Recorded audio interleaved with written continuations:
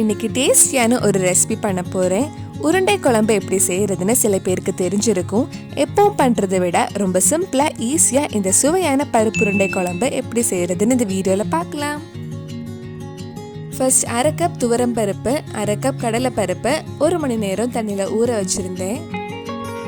இது 1 மணி நேரம் ஊறினதுக்கப்புறம் மிக்சி ஜாரில் தண்ணி எதுவும் ஊற்றாமல் அரைச்சி எடுக்கலாம். ரொம்ப நைஸாக அரைக்க வேண்டாம், கொஞ்சம் நரன்னு இருக்கட்டும். சின்ன மிக்சி ஜார் எடுத்திருக்கனால கொஞ்சம் கொஞ்சமாக அரைக்க போகிறேன். இந்த மாதிரி அரைச்சி எடுத்துக்கோங்க.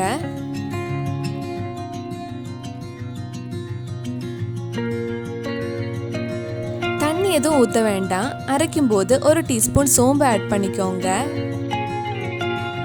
பருப்பெல்லாம் அரைச்சதுக்கு அப்புறம் இதுல கொஞ்சம் சின்ன வெங்காயம் கருவேப்பிலையும் ஆட் பண்ணலாம். 10 சின்ன வெங்காயம் கொஞ்சம் கருவேப்பிலையும் சின்னதாக கட் பண்ணி எடுத்திருக்கேன். இதில் 1/4 டீஸ்பூன் காயப்பொடி, தேவையான அளவு உப்பு சேர்த்து நல்லா மிக்ஸ் பண்ணலாம். உருண்டை குழம்பு எனக்கு இந்த மாதிரி செய்கிறதுக்கு திருவாரூர்ல இருந்து காயத்ரி அக்கான்னு ஒருத்தங்க தான் சொல்லி தந்தாங்க. நீங்களும் இந்த மாதிரி ட்ரை பண்ணி பாருங்க, டேஸ்ட் ரொம்ப அருமையாக இருக்கும். நல்லா மிக்ஸ் பண்ணதுக்கப்புறம் இந்த மாதிரி உருண்டை பிடிச்சி இட்லி தட்டில் வைக்கலாம். இதே மாதிரி மிச்சம் இருக்கிற பருப்புலையும் உருண்டை பிடிச்சி வச்சுக்கோங்க.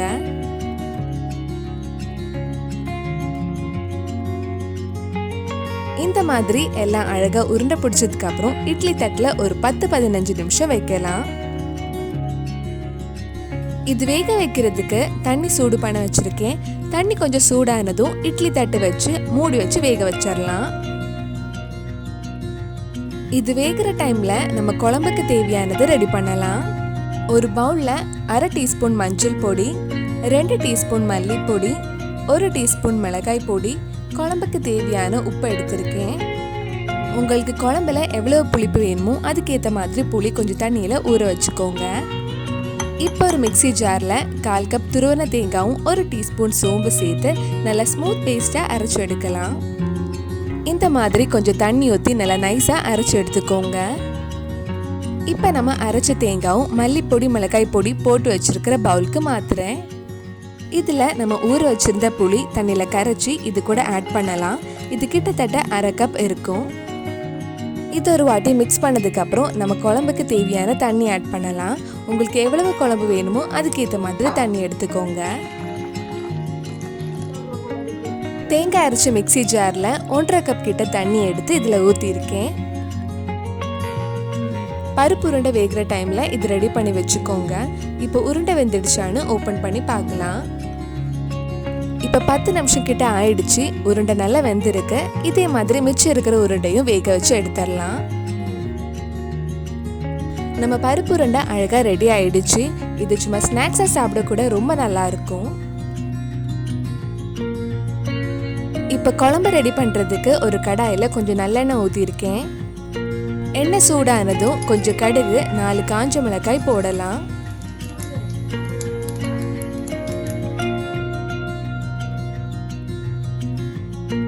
இது கூட கொஞ்சம் கருவேப்பிலையும் ஆட் பண்ணிக்கோங்க.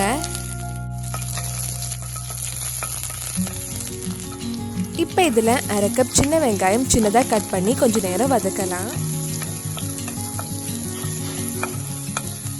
வெங்காயம் கொஞ்சம் வதங்கினதும் நம்ம ரெடி பண்ணி வச்சிருக்கிற குழம்பு தண்ணி இதில் ஊற்றலாம். குழம்பு கொஞ்ச நேரம் நல்லா கொதிக்கட்டும். நம்ம தேங்காயெல்லாம் அரைச்சி சேர்த்துருக்கனால குழம்பு கெட்டியாயிடும். இதுக்கு முன்னாடி நம்ம சேனலில் பண்ண வெஜ் ரெசிபி, குழம்பு ரெசிபி எல்லாம் உங்களுக்கு பார்க்கணுன்னா அதோட லிங்க் இல்லை டிஸ்கிரிப்ஷனில் இருக்குது. அந்த ரெசிபிஸும் போய் பாருங்கள். குழம்பு நல்லா கொதிக்குது. இப்போ இதில் நம்ம ரெடி பண்ணி வச்சிருக்கிற உருண்டை சேர்த்து ஒரு 5 நிமிஷம் கொதிச்சதுக்கப்புறம் ஆஃப் பண்ணிடலாம். உங்களுக்கு குழம்பு இன்னும் கொஞ்சம் கெட்டியாக வேணும்னா கொஞ்சம் வத்த வச்சுக்கலாம். இது ஆறுனதுக்கப்புறம் இப்போ இருக்கிறத விட குழம்பு கொஞ்சம் கெட்டி ஆகிடும். நம்ம சுவையான பருப்பு உருண்டை குழம்பு ரெடி ஆயிடுச்சு. இது சாதம், தோசை கூட சாப்பிட ரொம்ப நல்லா இருக்கும். இந்த ரெசிபி எனக்கு சொல்லி தந்த காயத்ரி அக்காவுக்கு ரொம்ப தேங்க்ஸ் சொல்லிக்கிறேன். நீங்களும் உங்கள் வீட்டில் இந்த மாதிரி ரெசிபிஸ் எந்த ஸ்டைலில் பண்ணுவீங்கன்னு கீழே கமெண்ட் பாக்ஸில் சொல்லுங்கள். அந்த மாதிரி நம்ம சேனலில் ட்ரை பண்ணி பார்க்கலாம்.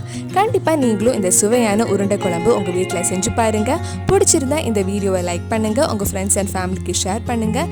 நீங்கள் இன்னும் என்னோட சேனலை சப்ஸ்கிரைப் பண்ணலைன்னா மறக்காமல் சேனலையும் சப்ஸ்கிரைப் பண்ணுங்கள். கூடவே அந்த பெல் ஐக்கன் ப்ரெஸ் பண்ணால் நான் வீடியோ போட்ட உடனே உங்கள் ஃபோனுக்கு நோட்டிஃபிகேஷன் வந்துடும்.